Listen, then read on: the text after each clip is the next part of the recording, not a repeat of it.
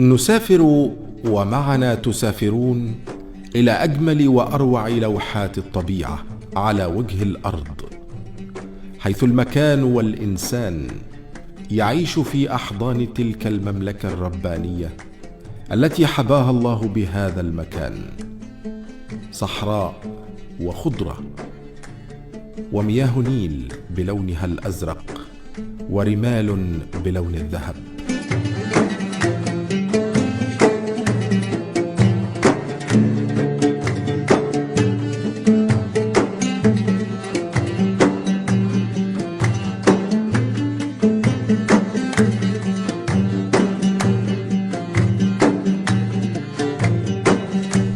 النظرة هنا غذاء لكل من جاء ولكل من ذهب.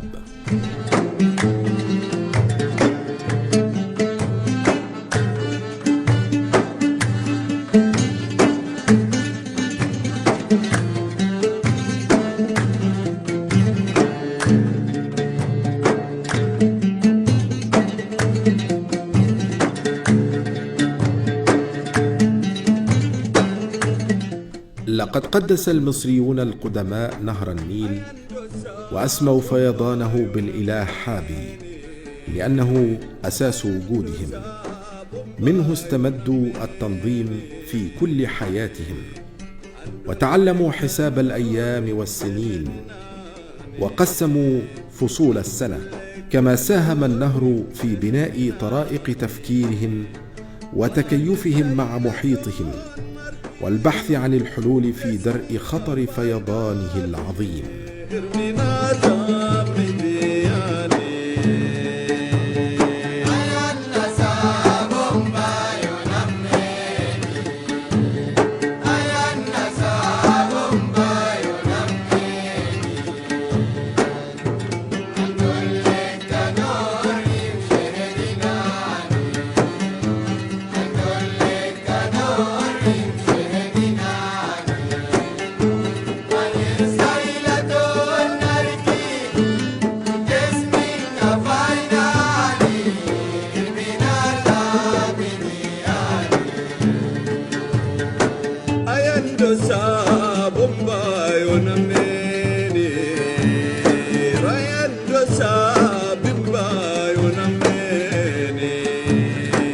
كل شيء هنا جميل، المكان والإنسان، الطباع والثقافة، التراث والتاريخ، كل ذلك جسد حضارة تؤكد عبقرية من عاش ومن شيد. كل هذه الآثار على ضفاف النهر لتبقى وتعيش لتقول لكل الدنيا: نحن أبناء التاريخ.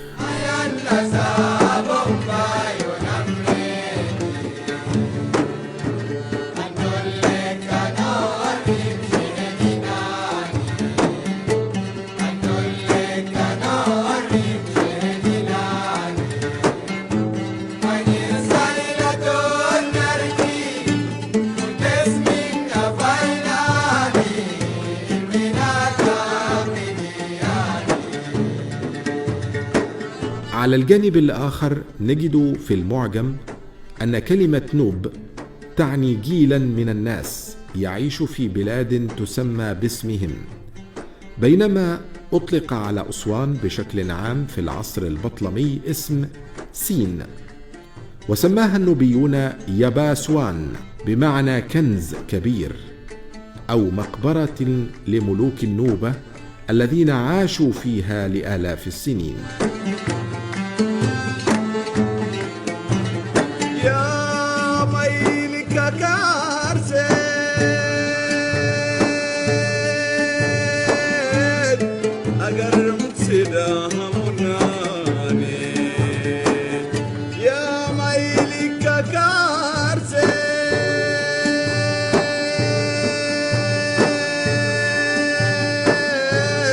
لقد عرفت النوبة قديما ببلاد الكنوز لما تحويه أرضها من مناجم ذهب وألماس ومعادن متعددة، والتي عرفت بمناجم نوبيرية، ومن هنا اشتق الاسم لفظ نوب الذي يعني باللغة المصرية القديمة الهيروغليفية الذهب.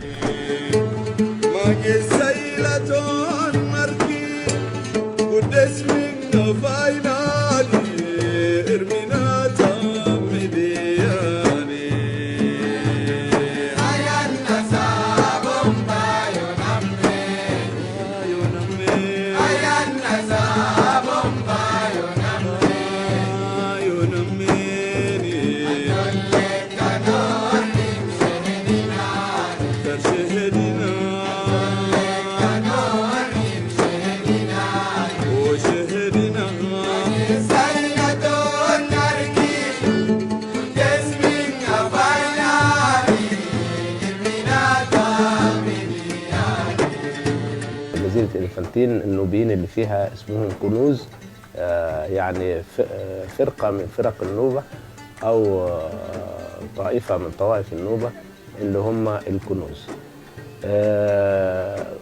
طبعا أنا مرشد سياحي بس عملت متحف هنا عشان أحافظ على التراث النوبي. ثم وجدنا في الآونة الأخيرة إنه اللغة النوبية بتنقرض يعني، فعملنا أنا ومراتي برنامج لتعليم اللغة النوبية للأطفال للنوبيين يعني للنوبيين. فاتخذنا وسيلتين، هي اتخذت وسيلة الوسيلة التقليدية اللي هي تعلم الحروف في الأول وإزاي تكتب بعد كده كلمة من حرفين، تود بورو كده كلام زي ده، وبعد كده من 3 حروف، وهكذا الطريقة التقليدية لتعليم. أنا اتخذت منهج آخر وهو تعليم اللغة النوبية من خلال الأغنية، مش بس الأغنية والحدوتة والمثل، الحاجات دي اللي هي مصادر اللغة.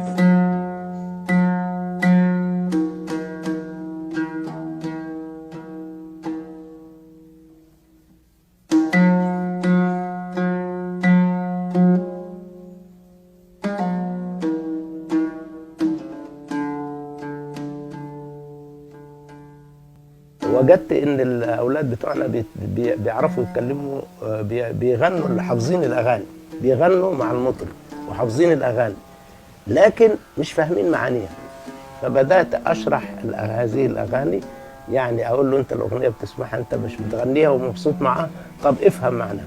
ومن خلال انه يفهم معنى الاغنيه هيبتدي يتعلم يعرفوا 3-4 من كل اغنيه، يعرف له 3-4 كلمات نوبي لغايه ما شويه شويه هيتعلم النوبي.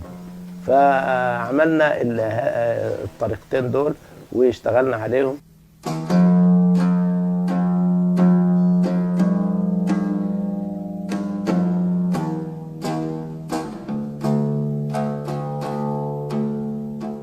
اللغة النوبية بقى احنا في الاول لابد ان نعترف بانه ان اللغة النوبية هي قديمة قدم لغة الفراعنة، يعني قدم اللغة المصرية القديمة، يعني هي نفس القدم بتاعها، ولكن يعني اللغة النوبية كتب لها البقاء. يعني هي اللغة النوبية هي الوحيدة من أقدم العصور اللي هي ما زال في ناس بتتكلمها دلوقتي. ما حدش بيتكلم لغة مصرية قديمة خالص ولا أي، لكن اللغة النوبية بقيت لأسباب، لأنه أولا منطقة النوبة كانت منطقة، احنا في أقصى الجنوب، هذه المنطقة منطقة شلالات، فيها صعوبة في إن الناس الغريب يدخلها، فبالتالي بنجد بنجد إن في شلالات وصحراء من هنا صخرية وصحراء من الناحية الثانية الغربية رملية، ففي صعوبة، فأصبح المجتمع النوبي معزول في منطقة لوحده. ده اللي خلى النوبيين يحافظوا على اللغة بتاعتهم جيلا عن جيل.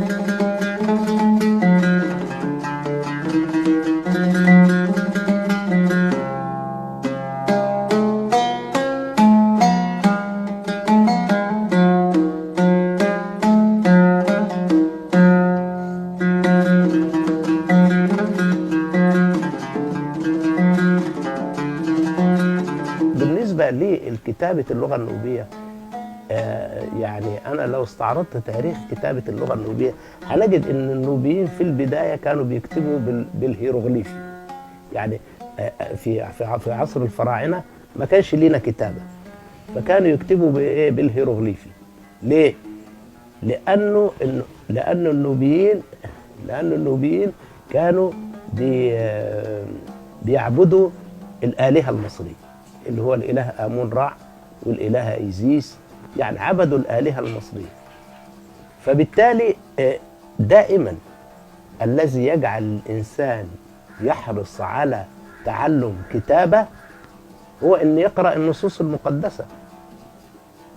فبالتالي هو عشان يقرأ النصوص المقدسة يضطر يستخدم إيه؟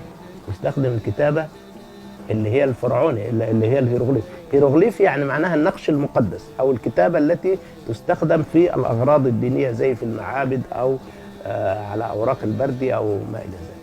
فكان بيكتب بالهيروغليف، فضل يكتب بالهيروغليفي لغاية ما ملوك النوبة اللي حكموا مصر والنوبة في الأسرة 25 حتى بدأوا يعملوا تطوير للغة الهيروغليفي ده، وشاركوا في تطوير من اللغة الهيروغليفي إلى الديموطيق.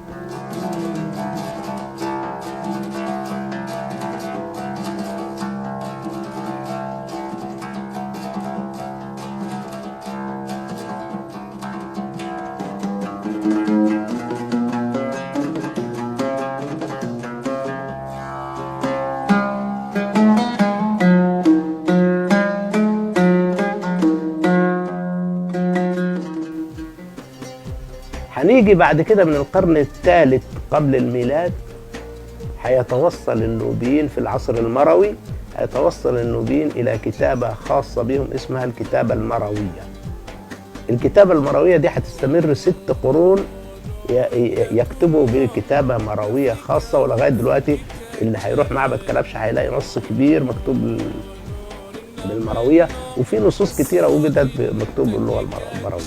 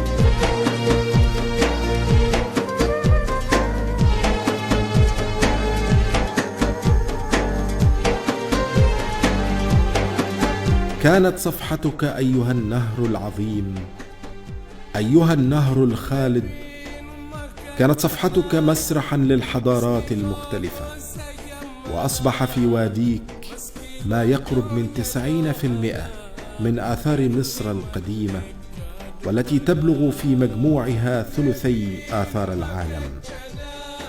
أنت الذي يعطي الحياة بأمر الله، وأنت الذي تهب دون أن تسأل وبأمر الله. وأنت الذي يعطي دون إذن أو أذى. فحمدا لله يا نيل مصر، يا من تنبع من السماء والأرض، يا من تروي المراعي وتروي معها الحياة. ابقوا معنا فالنيل ما زال يروي ولنا يروي. جنة الحور